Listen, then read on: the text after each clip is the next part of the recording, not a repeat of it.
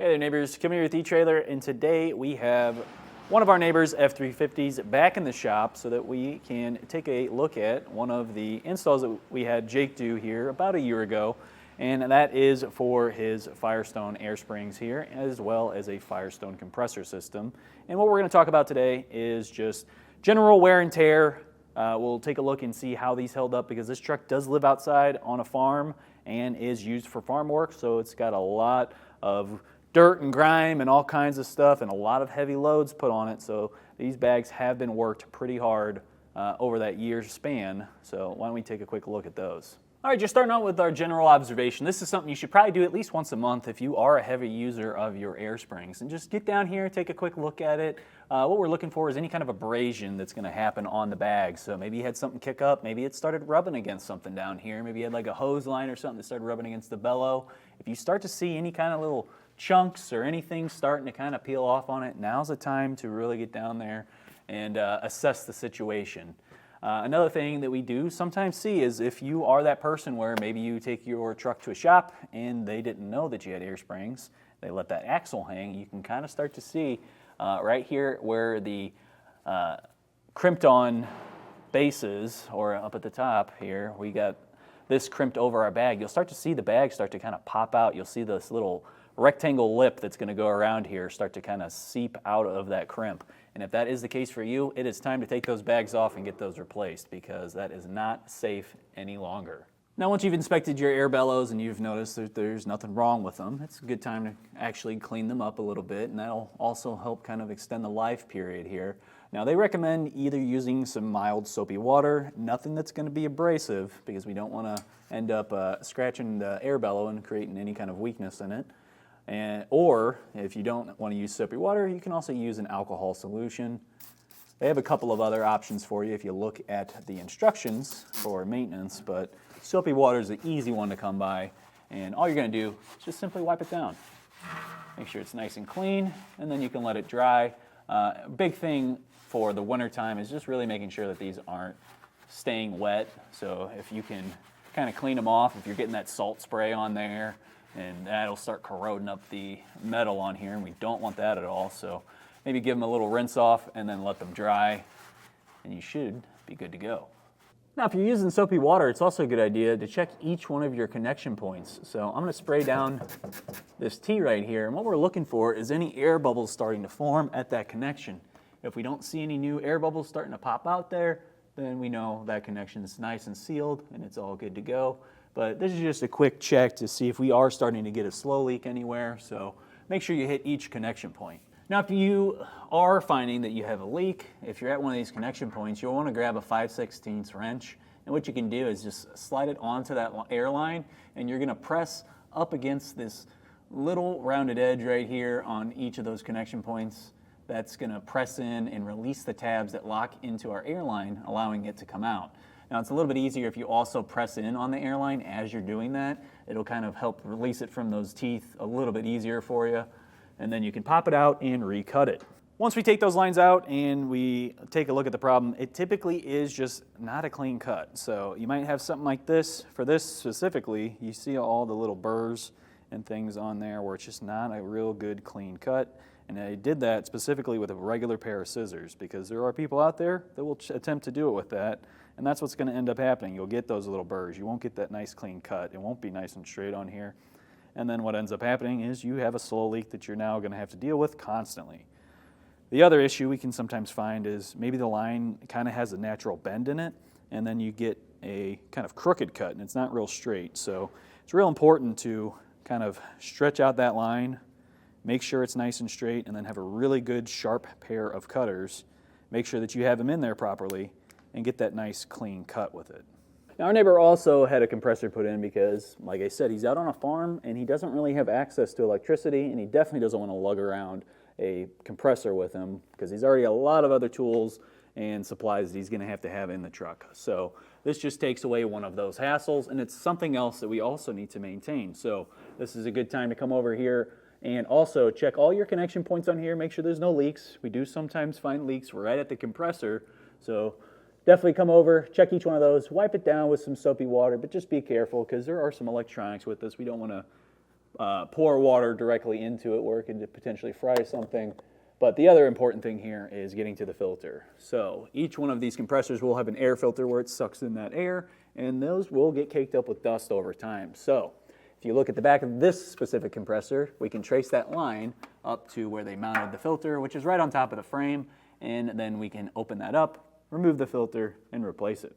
So here's a closer look at our filter, and you can see these 4 holes right here is where it sucks the air through, and inside of this is a little tiny filter. And usually when you buy one of these kits, they'll give you a couple extras and like a little baggie. And I typically like to throw that in with all the kind of replacement stuff and just hang on to that so that way you can easily swap them out. So now that we've gone over wear and tear and a few maintenance items, I wanted to also talk to our neighbor. And today, our neighbor is actually my videographer, John, here, and his father. He got this all set up for them right when they got the truck, so that way they didn't even have to worry about any kind of load issues or rear sag because they can just knock it right out with these air springs. So why don't you tell us a little bit more about your use case here? Obviously, with it being a farm, you've got a lot of heavy equipment, you got a lot of supplies. What would you say is your guys' daily use? Daily use, it depends, but especially as of late, we've been using it a lot more with our gooseneck trailer for moving around skid steers and other heavy machinery. But there's times that we'll use it for utility trailers and all that, but it does a great job with all of it. And especially for the gooseneck, I'm glad that we had them on there because it's definitely a worrisome ride when you have all of that weight on the back, and this kind of gives a little bit more peace of mind with having that extra PSI and being able to pop it up and make sure it's got enough air in the bags. Now in Missouri, we have a lot of different weather changes, obviously. I mean, we can go from 80 degrees down to -20 in just a matter of hours. So there's a lot of wear and tear when it comes to living outside. You had told me previously this does live outside, so what other kind of conditions is this in? Is this something where you guys are rinsing down the bags? Are you guys doing maintenance on it regularly, or is this something where we've gone a whole year and it's just at this point, this is where we're at? I am a little embarrassed to say, yeah, we haven't done much in the maintenance department. It seems like we really haven't noticed any difference, and it's something to keep in mind since we've looked up that keeping maintenance, especially during winter, because this thing lives outside, it's out in the elements, and especially whenever Dad's pulling something around in the dirt and kind of off-road, there's always stuff that's going to get kicked up. So we haven't done any maintenance with it other than what we've brought it in today to get checked up and cleaned off. So it's at least kept pretty well clean. Yeah, I mean, overall, it looks like you guys just have like brake dust starting to kind of form on the cusp of it. But honestly, the bags, the bellows themselves all look still almost brand new as soon as I wiped it down. So, I mean, still in really good condition for living outside. Yeah, and the compressor works completely fine. I haven't noticed any goofiness with that. No bog down even without a filter change. No. Now, speaking of the compressor systems, that's something I always typically recommend whenever we're doing airbags, but at the same time, just to actually get to hear from someone firsthand. I mean, how much of a difference has this made for your dad since he doesn't have any electric nearby, since he's out in the fields working the farm?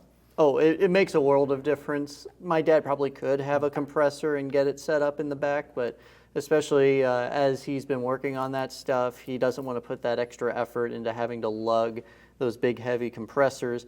This is already on there, and all he has to do is like press a button or two, and then he can automatically have it filled up and then drop it down if he needs to. So I think that there wouldn't really be a world where we didn't get this, and I always recommend getting one of these because it just makes it's so much easier. Now, when it comes to compressors, there are a lot of options. You can get a analog gauge that you could mount up in the dash of your cab. Obviously, that's not the greatest solution anymore because we don't want to route lines and we definitely don't want to cut holes in our dash, especially with some of these newer trucks.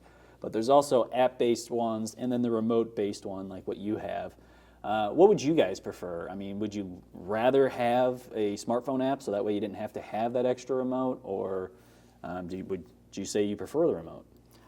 For myself, I would be fine with probably having the smartphone app and this. I do like more analog things, but for my dad, no question, it's the remote. He already has way too many apps, and when it comes to smartphones, it gets a little bit confusing of the amount of apps that he has on there.